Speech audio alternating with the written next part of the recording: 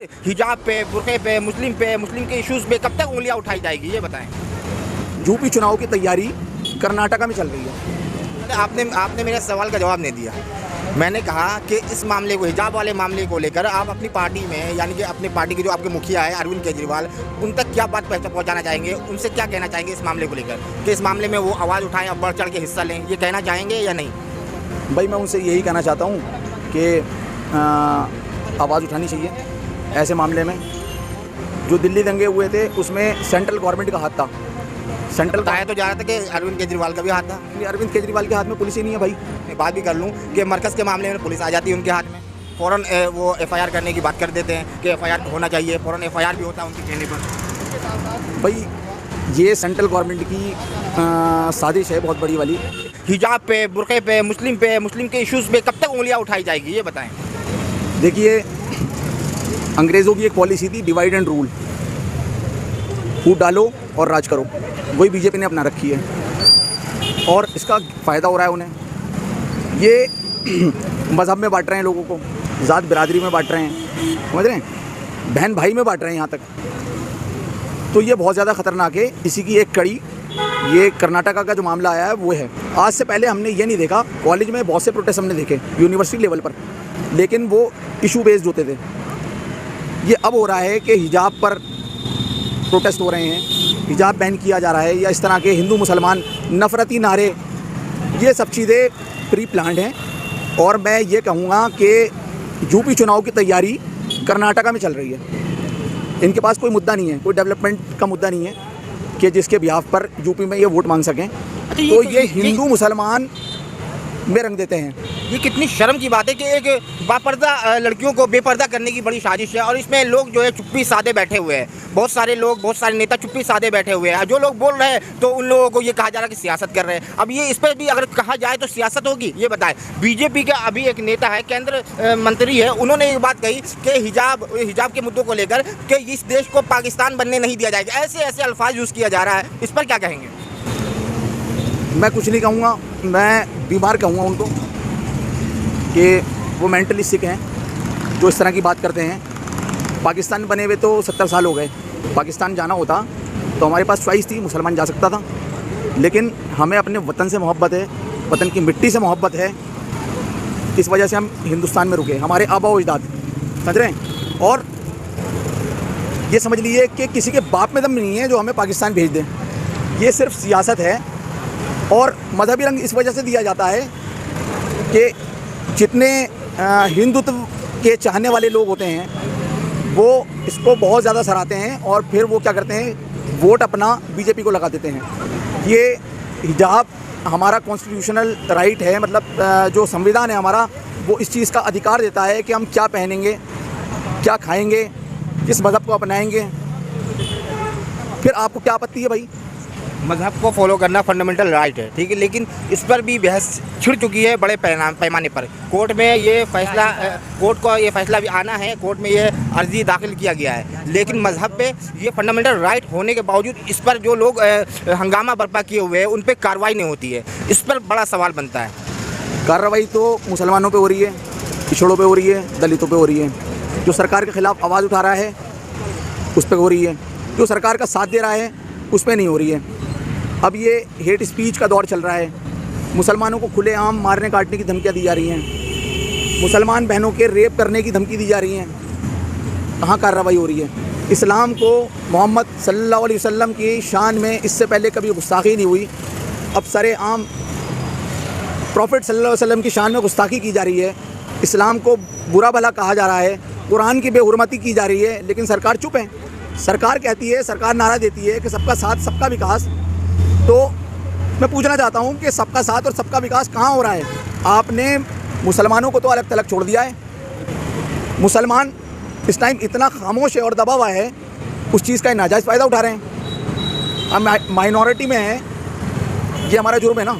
आप आम आदमी पार्टी के रुकन हैं, आप क्या कहना चाहेंगे अपनी सरकार से, इस मामले को लेकर क्या कहना चाहेंगे अपनी सरकार को, ये बताएं। सरकार तो सबको देखिए इक्वल समझती है। हमारी सरकार भेदभाव नहीं करती, हिंदू मुसलमान में बांटती नहीं है, नफ़रत की राजनीति नहीं करती। आम आदमी पार्टी जो काम करती है वो डेवलपमेंट पे करती है, और वोट जो मांगती है डेवलपमेंट के कामों पे मांगती है अपने। ये तो बीजेपी की सियासत। आपने मेरे सवाल का जवाब नहीं दिया। मैंने कहा कि इस मामले को, हिजाब वाले मामले को लेकर आप अपनी पार्टी में, यानी कि अपनी पार्टी के जो आपके मुखिया है अरविंद केजरीवाल, उन तक क्या बात पहुंचाना चाहेंगे, उनसे क्या कहना चाहेंगे इस मामले को लेकर, कि इस मामले में वो आवाज़ उठाएं, अब बढ़ चढ़ के हिस्सा लें, ये कहना चाहेंगे या नहीं?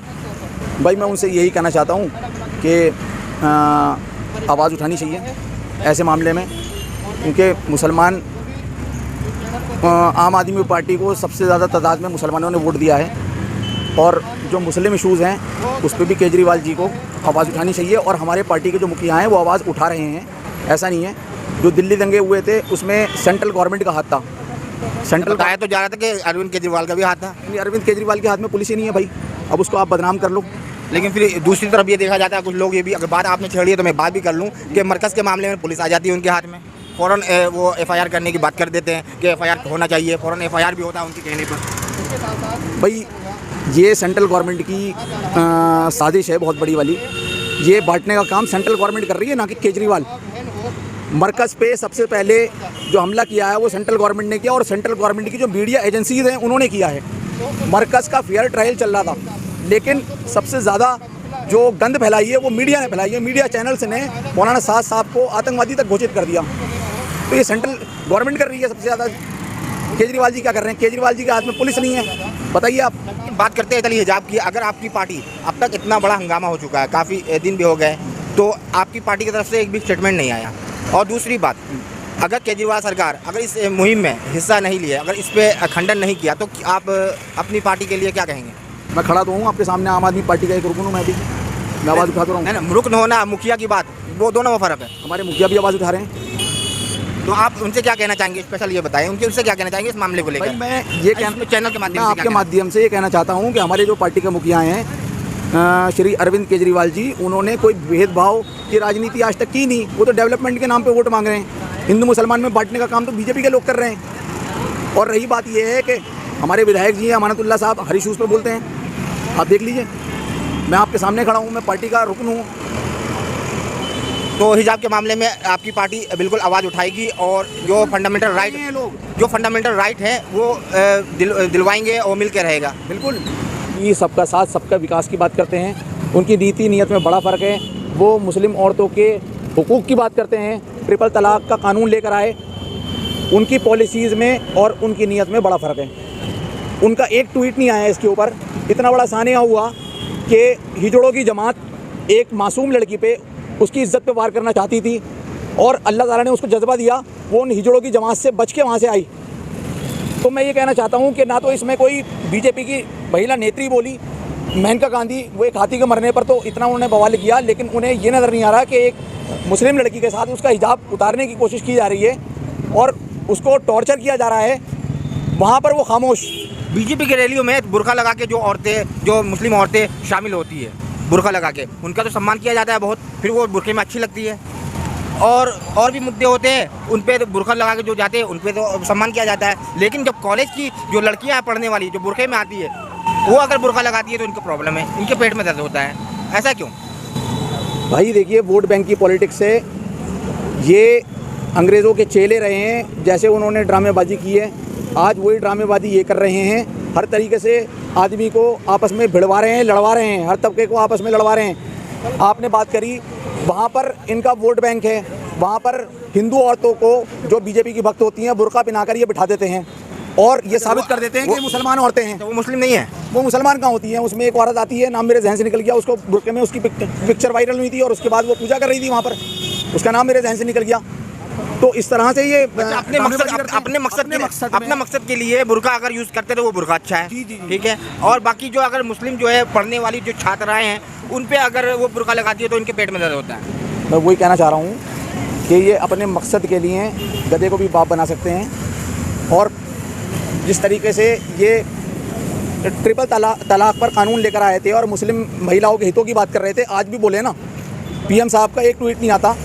और जितने बड़े बड़े बीजेपी के लीडर्स हैं, उनके मुंह में दही जम गई है। डरने वाले नहीं हैं सिवाय अल्लाह के। आप हमें डराने का, धमकाने का, झूठे मुकदमात में फंसाने का कितना ही प्रयास कर लो, लेकिन मुसलमान ना तो डरा है और ना इस देश को छोड़ के जाने वाला है।